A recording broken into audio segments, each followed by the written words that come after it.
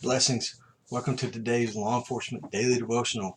I'm back at the house today. So today's read was out of Proverbs 30 and 31, and then we jump over into Psalm 127. And I'm so excited about Psalm 127, just the first verse of that. But before we get to that, chapter 30, we're at the very end of Psalms, and so it's almost like they kind of tack these last two chapters on because they are important, but they're kind of standalone, different from some of the wisdom that Solomon wrote, just kind of in format. And 30 was written by a guy named Agur, A-G-U-R, but anyway, he has an interesting way of expressing his knowledge and wisdom, and you can tell from reading that he likes to do things in lists. And one of the lists that he did, there's characteristics of a wicked person that we've seen from other parts of wisdom, other men of wisdom, and it's the character of a wicked person who curses his father and does not bless his mother.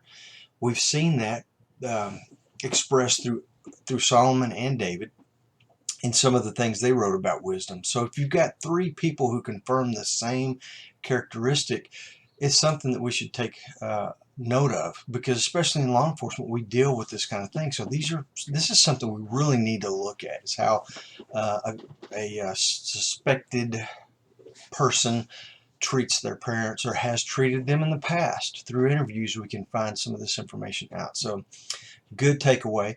Chapter 30, verses 21 through 23. Looking closely at this list of things that make the earth tremble. If there are four things that are so terrible that they make the earth tremble with fear, we should look at them and take note of them. And the very first of this list of four and the last of this list of four are people that usurp authority and turn authority upside down on its head. What's right is wrong. What's called good is called bad, and just that whole thought of things being reversed and not right. Things are very wrong here, and I think that's a really good takeaway for us to think about when we see authority or when we see things that are upside down, that are not right. That is contrary to God's rule and His law, and it's basically rebellion. Then we go to chapter 31. Again, this was written by someone different and put on the end, but it's written by King Lemuel, and it's not really from him. It was something that his mom told him. She gave him some good wisdom, and apparently he expressed it enough that it's considered from King Lemuel. But verse 8, it says, "Open your mouth for the mute." The people who can't talk, who can't speak for themselves. This would be maybe the elderly or children or people who just don't have a voice. Stand up and be that voice of justice for them. Stand up for all the rights of the unfortunate.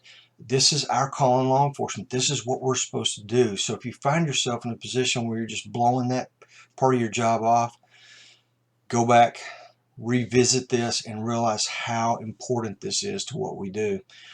Verse 9, open your mouth. This goes right along with it. Judge righteously and defend the rights of the afflicted and the needy. Sometimes they don't have anybody that defends their rights, or they're just overlooked, or they're just like nobody cares about them because they're not tax-paying contributors to society, as some people would look at them. Maybe they're homeless, but our job is to protect them and speak up for them. So good reminders. And finally, we get down to Psalm 127, verse 1, which is incredible. It applies to law enforcement in so many different ways, but we know the throne of God is founded on righteousness and justice. If he founds his very throne on these two principles, then as a law enforcement group, collective, we should realize that our foundation should be also firmly planted in righteousness and justice. That is foundational. It's foundational to God. It should be absolutely foundational to us.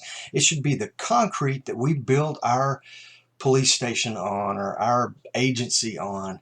The foundation has to be justice and righteousness, and we've got to acknowledge that comes from God. Here's what it says: unless the Lord builds the house, They labor in vain who build it. If we want to build a productive, a law enforcement agency that has results, that's part of the community, that is doing their job well, we have to acknowledge that justice comes from God, and we have to follow his lead in building the foundation of our system on him. Well, we have to acknowledge that, because the very next part, or the bottom part of verse 1 says, unless the Lord guards the city, the watchman keeps wake in vain. What does that mean? That means we've got to invite God to be a part of this, because God's a gentleman. He's not going to just bum rush his way in and take over. We have to give our authority up to him, and we have to allow him to be the authority. He's the creator of justice. He knows justice inside and out. It's got to be through him that we carry out justice. Okay, basically it says the watchman keeps wake in vain. Well, who better to keep watch than God? Because God knows the enemy. He knows all the enemy's tactics. He knows all the enemy's maneuvers. And who better to know the enemy as they're coming than God? And God is the real watchman, not us. So we've got to allow him to be our authority. I mean, it's really basic, but it's such a good law enforcement principle. Anyway, so tomorrow we're in Song of Songs. Just a book. We're going to read the whole book tomorrow, and we're going to come back here and discuss the law enforcement takeaways we see in it. Hope you read ahead of time and come prepared. You guys stay safe. I'll see you tomorrow.